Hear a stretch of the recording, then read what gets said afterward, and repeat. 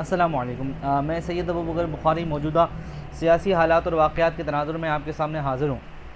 पाकिस्तान के अंदर जो इस वक्त सूरत हाल है कि गवर्नमेंट जो है वो सुप्रीम कोर्ट का हुक्म मानने से इनकारी है और पाकिस्तान के अंदर इलेक्शंस नहीं हो रहे हैं। तो मैं आपको एक बात जो आपके सामने शेयर करना चाह रहा हूँ। पाकिस्तान एक विफाकी इकाई है, एक फेडरल टेरिटरी है, और फेडरल टेरिटरी का मतलब क्या होता है कि ये पहले से कोई चीज़ मौजूद नहीं होती।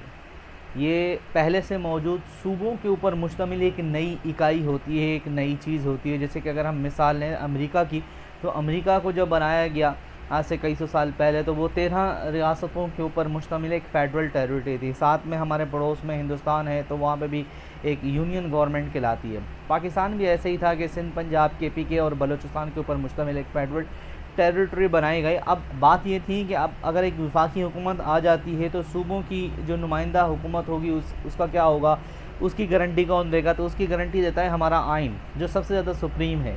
अब पार्लियामेंट जो है वो आइन को चेंज कर सकती है, लेकिन ये नहीं है कि अब आप आइन को ही वायलेट कर दें। अगर आपके पास 2/3 मेजॉरिटी है तो आप आइन को तब्दील कर दें अगर आपको ज़्यादा मसला है। लेकिन अगर आपके पास मेजॉरिटी नहीं है तो जो मौजूदा आइन है उसके ऊपर अमल करना ज़रूरी है। अगर इलेक्शंस नहीं होते तो आप जो पाकिस्तान के मौजूदा 14-15 करोड़ लोग हैं, पंजाब, KPK और शायद इससे ज़्यादा ही हो, आप उनको क्या अश्योर करते हैं कि उनके राइट्स जो हैं वो किस तरीके से जो है वो दिए जाएंगे? क्या गैर नामज़द लोगों से, मतलब किसी को भी उठाकर आप लगा दें और आप कहते हैं कि जी कल वफाकी वज़ीर जो थे, वफाकी वज़ीर कानून, और हैरत होती है ऐसे लोगों के ऊपर जो कानून की किताबें पढ़ते हैं और बार बार इन्हीं कानून की किताबों को रोंद भी देते हैं।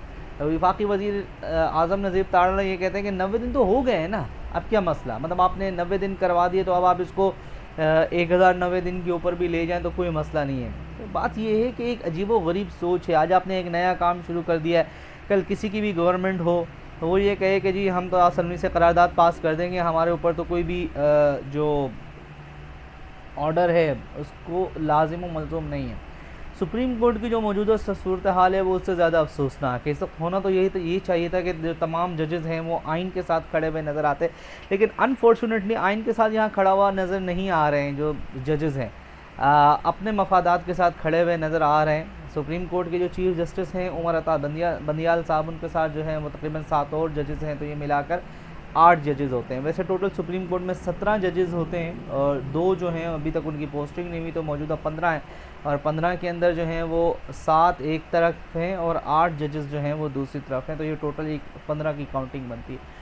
अब इस सूरत हाल के अंदर 15 के 15 जजेज़ जिनको आइन और कानून की किताब के साथ खड़ा होना चाहिए था, उनमें से 7 जजेज़ जो हैं वो हुकूमत के साथ जो है वो देखने के अंदर ऐसा नज़र आ रहा है कि हुकूमत के साथ खड़ा है, क्योंकि इंतहाई अफसोसनाक बात है। बात यहाँ इमरान खान की नहीं है, बात यहाँ पर हुकूमत की भी नहीं है। बात ये कि आप कैसे श्योर करेंगे, मतलब ज़ियाउल हक जो थे वो उन्होंने कहा 90 दिन में इलेक्शंस कराता हूँ। फिर जब उन्होंने 90 दिन में इलेक्शन नहीं कराए, उनसे पूछा गया तो उन्होंने कहा कि ये बात जो है वो कुरान वो सहीफ़ा थोड़ी है, आसमानी सहीफ़ा थोड़ी है। अब इसी तरीके से मुशर्रफ साहब आए थे, उनको अदालत ने जो है उसको खुली छूट दे दी कि जी आप 3 साल तक आपने जो करना करें, उसके बाद आप इलेक्शंस कराएं। अयूब खान साहब को बुलाया इस्कंदर मिर्ज़ा ने, और इस्कंदर मिर्ज़ा ने कहा कि जी आप आइन वायलेट कर दें और उसके बाद जो है आप मार्शल लॉ लगा दें। उसके बाद सबसे पहला शिकार तो इस्कंदर मिर्ज़ा जो थे वो बने और उन्हीं को जो है वो किक आउट किया गया अयूब खान की तरफ से। तो द थिंग इज़, इस बात ये है कि अगर आप इस चीज़ को अश्योर नहीं करते तो आप किस तरीके से आगे बढ़ेंगे? नहीं ना, आपने आइन के ऊपर अगर अमल दरामद करना ही नहीं है तो आपने क्या करना है? आपके पास इसके अलावा और सलूशन क्या है? क्या आपके पास सलूशन ये है कि आपने जो है वो मार्शल लॉ लगाना है, आपने डंडे की सरकार लेके चलनी है, या आपने इलेक्शंस कराना है? तो मुल्क के अंदर जो वाहिद हल है वो इलेक्शंस है। आपकी असम्बलीज़ की जो मुद्दत है, जो मियाद है, वो पूरी हो गई है, तो अब आपको इलेक्शंस की तरफ जाना चाहिए। अब सुप्रीम कोर्ट की बार बार तौहीन करना, सुप्रीम कोर्ट को बार बार बुरा भला कहना, और सुप्रीम कोर्ट को ये कहना है कि ये आप देख लें, आपने जो करना है आप कर लें। कल राना सनाउल्लाह साहब का बयान है कि हम तो नहीं मानते, 14 मई को अगर आप इलेक्शंस करा सकते हैं तो करा के देख लें। तो मादर इसकी रीज़न क्या है? उसकी रीज़न ये है कि डंडे की सरकार है, लाठी की सरकार है, और ऐसी चीज़ है कि आपने ये कहना है कि जी हमारी अगर इस्टेब्लिशमेंट के साथ अच्छे ताल्लुकात हैं और वो हमें हर चीज़ के ऊपर सपोर्ट करने को तैयार है, तो हम इलेक्शंस नहीं कराएंगे। उसकी रीज़न क्या है कि इस वक्त अगर इलेक्शंस कराए गए तो दूसरी पार्टी आ जाएगी। मतलब कोई कॉमन सेंस प्रिवेल करता है कि कल का नाम को अगर तहरीक इंसाफ की हुकूमत होगी और वो अनपॉपुलर हो जाए और नून लीग ने गवर्नमेंट में आना हो, तो वो कहेंगे जी हम तो इलेक्शन ही नहीं कराएंगे, क्योंकि जब तक हम पॉपुलर नहीं होंगे हम कैसे इलेक्शंस कराएं।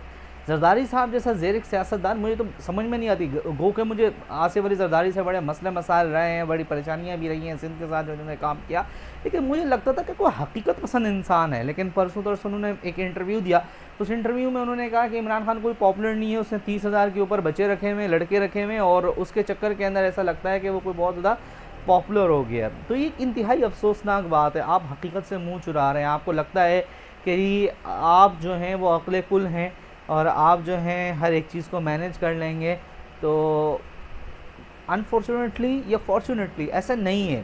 कुछ हकीकतें होती हैं और you will have to accept those realities. इस वक्त जो सबसे बड़ा मसला है वो सुप्रीम कोर्ट के वो 7 जजेस जो इस वक्त किसी न किसी वजह से हुकूमत के ज़्यादा करीब समझे जाते हैं, उनको आइन के मुताबिक अमल करना चाहिए। सही है।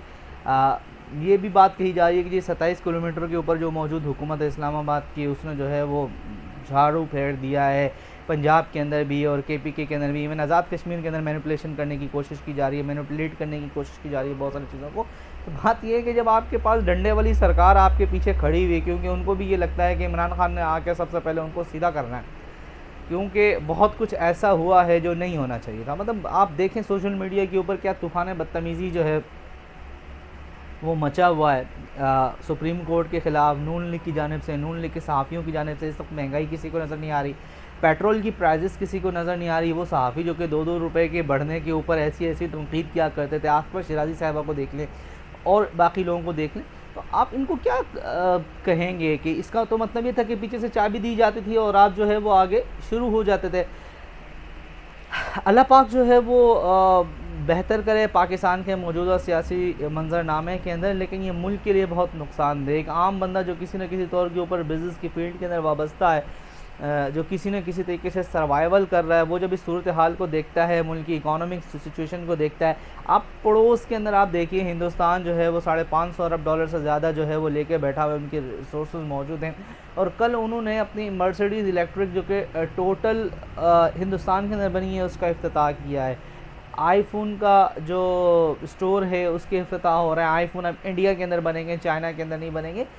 तो मैं पूछना ये चाह रहा हूँ कि हमने क्या किया है? हमने 70-75 सालों के अंदर हमारे लोगों ने किया क्या? एक्चुअली हमारे लोगों ने तो किया ये कि अगर एक हुक्मरान जो है वो EVM इलेक्ट्रॉनिक वोटिंग मशीन लेके आता है, तो जो मौजूदा वज़ीर रेलवे ख्वाजा साद रफ़ीक वो ये कहते हैं कि जी पाकिस्तान की आवाम तो जाहिल है, पाकिस्तान की आवाम तो इन चीज़ों को चला ही नहीं सकती। तो आप जाहिल रखा किसने?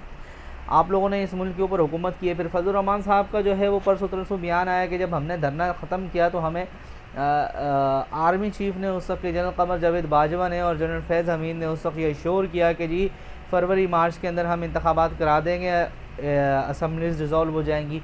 वो तो कोविड आ गया and they had to continue with Imran Khan ने। तो यही काम जो कि अदम एतमाद वाला आज हो रहा है वो काम उस वक्त हुआ होता। बात ये है कि पाकिस्तान में कब तक ऐसा चलेगा? पाकिस्तान में कब तक जो है वो आर्मी का चीफ़ जो है वो आपको कहेगा जी अब आप आगे चल सकते हैं, दैट्स गुड, और अब फिर चंद लम्हे के बाद आपको कहेगा कि नहीं जी अब तो कुछ नहीं हो सकता। ये इन लोगों को कब अकाउंटेबल किया जाएगा? बहुत अफसोस हुआ मुझे जब मुशर्रफ साहब का इंतकाल हो गया। अल्लाह उनको गरीक़ रहमत में जगह अता करे, उनके अच्छी चीज़ों का उनको सिला दे और बुरी चीज़ों से दरगुजर करे, लेकिन आप उनको गार्ड ऑफ ऑनर दे रहे हैं। वाई? एक शख्स जिसने मुल्क का आइन तोड़ा, एक शख्स जिसने दूसरी दफ़ा 2007 में इमरजेंसी लगाई, आप क्या मिसाल सेट कर रहे हैं कि कोई भी आर्मी चीफ़ आएगा और इस तरीके से कोई हरकत करेगा, कोई भी आमिर आएगा तो उसको इसी तरीके से प्रोटोकॉल दिया जाएगा? That disgusting. दैट ये चीज़ें वो हैं जो सिर्फ आपको पाकिस्तान के अंदर मिल सकती है और कहीं नहीं मिल सकती। वो लोग जो कल तक एक लोग दूसरे को कहते थे कि जी अंग्रेज़ों के कुत्ते नहलाने वाले लोग हैं, और दूसरी तरफ से ये कहा जाता था कि इस्टेब्लिशमेंट के लोग हैं, वो सारे एक दूसरे के साथ हैं। मतलब मुझे हैरत तो पीपल्स पार्टी के ऊपर होती है कि लतीफ़ खोसा जैसे लोग, एतजाज़ हसन जैसे लोग, खोकर साहब जैसे लोग, अब ये लोग पीपल्स पार्टी से किनारा कशी कर रहे हैं। और मुझे अफसोस होता है कमर ज़मान कायरा के ऊपर। इनके जैसे नज़रियाती लोग जो कि आइन के साथ खड़े होने को तरजीह दिया करते थे, वो आज गवर्नमेंट का माउथ पीस बने में कम से कम पाकिस्तान पीपल्स पार्टी पार्लियामेंटेरियन को इस चीज़ से जो है वो दरगुजर करना चाहिए था।